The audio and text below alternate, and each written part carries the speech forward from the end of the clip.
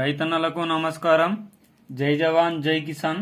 రైతు లేనిదే రాజ్యం లేదు, రైతే రాజ్యానికి తొలిమెట్టు. ఈరోజు మనం ఈ వీడియోలో చాలా ఇంపార్టెంట్ ఇన్ఫర్మేషన్ డిస్కస్ చేసుకుందామండి. రైతు బంధు గురించి. రైతు బంధు నువ్వు ఫేక్ అంటున్నావు, రావట్లేదు, పడట్లేదు అని చాలా మంది క్వశ్చన్ చేస్తున్నారు. ఎందుకు పడట్లేదండి? మీ ఊరు, మీ విలేజ్, మీ డిస్టిక్ లో కనుక్కోనండి. 3 నుంచి 4 ఎకరాల వరకు అందరికీ పడుతుంది. రైతు బంధు ఒకేసారి అందరికి వేయట్లేదు. ఎగ్జాంపుల్ 2 ఎకరాల భూమి ఉందనుకోండి, మా ఊర్లో 2 ఎకరాలు ఉంది, చాలా మందికి 2 ఎకరాలు ఉంది. ఆ 2 ఎకరాలు ఉన్న వారికి అందరికి ఒకేసారి పడలేదు.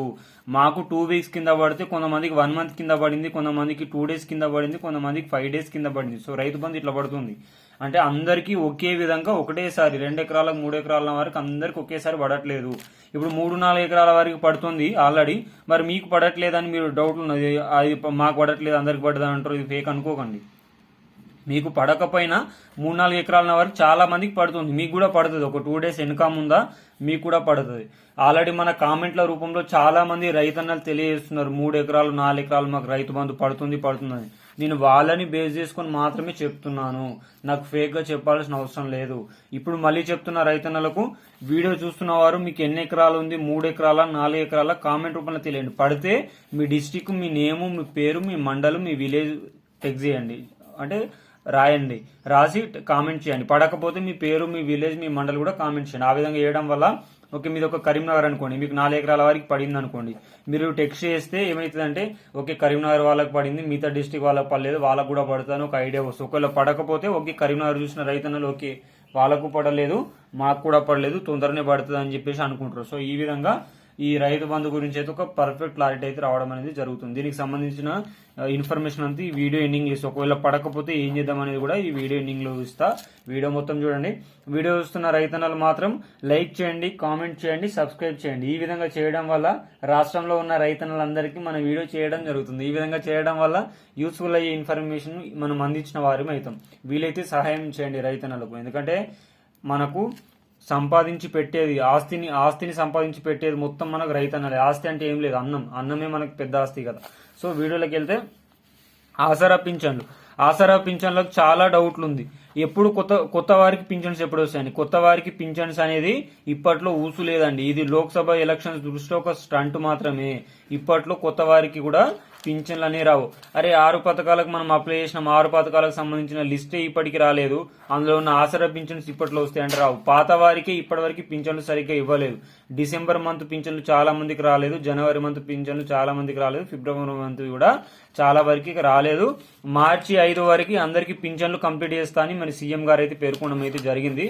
మరి చూద్దాం, మరి పాత వారికి పింఛను కొత్త వారిలో కూడా 60% మందికి ఇచ్చేసి ఇంకొక 40% మందికి రద్దు చేసే యోచనలో ఉంది. అంటే సదరం సర్టిఫికేట్లు ఎవరైతే కుంటి వాళ్ళు, గుడ్డి వాళ్ళు, వికలాంగులు ఉన్నారో వాళ్ళు సదరం సర్టిఫికేట్లు మళ్ళీ చెక్ చేస్తారట.